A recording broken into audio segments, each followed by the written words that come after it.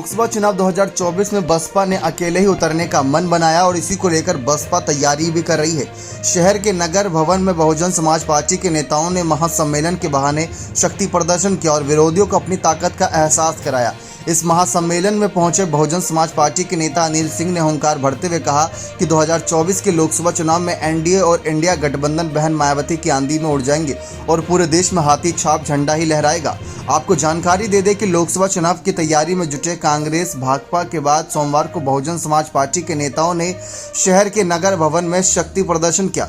इस कार्यक्रम को लेकर 2 दिन पहले से ही बसपा नेताओं ने बैनर पोस्टर से पूरे शहर को पाट दिया था। सोमवार को कार्यक्रम के दौरान कार्यकर्ताओं का जोश देख मंच पर बैठे नेता गदगद दिखे। इस दौरान महासम्मेलन का नेतृत्व कर रहे जाने माने बिल्डर्स सह बहुजन समाज पार्टी के नेता अनिल सिंह ने 2024 के चुनाव में मायावती की जीत का दावा किया। अनिल सिंह ने कहा कि 2024 के महासंग्राम में एनडीए गठबंधन से ज्यादा ताकतवर इंडिया गठबंधन है।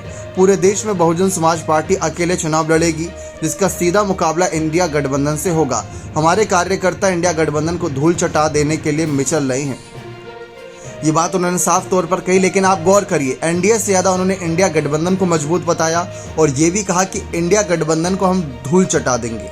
तो ये बहुत बड़ा बयान है, क्योंकि समय आने पर हो सकता है कि इंडिया गठबंधन से हाथ मिलाना पड़े या सत्ता पावर बैलेंस के लिए उन्हीं के साथ जाना पड़े। बीएसपी का लगातार ग्राफ गिर रहा है। पिछली बार जहां 22% मतदाताओं ने बहुजन समाज पार्टी के पक्ष में मतदान किया था, वह ग्राफ गिरकर अब मात्र 12% पहुंच गया। ऐसे में एनडीए या इंडिया गठबंधन को बहुजन समाज पार्टी के नेता कैसे चुनौती दे पाएंगे?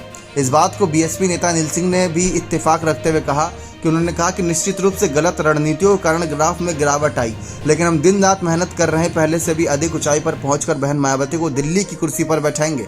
मायावती को प्रधानमंत्री बनाने के लिए सभी तमाम कार्यकर्ता नेताओं ने शक्ति प्रदर्शन करना शुरू कर दिया है। बक्सर लोकसभा सीट पर भी बीएसपी की नजरें हैं, क्योंकि 2019 के लोकसभा चुनाव के बाद से बक्सर में दिखाई देने वाली राजनीतिक पार्टियों के नेताओं ने चुनाव की सरगर्मियों को भांपते हुए ताल ठोकना शुरू कर दिया था। लेकिन मायावती को प्रधानमंत्री बनाने के लिए किस तरीके से बीएसपी के नेता एक के बाद एक कमर कस रहे हैं, ये आप देखिए।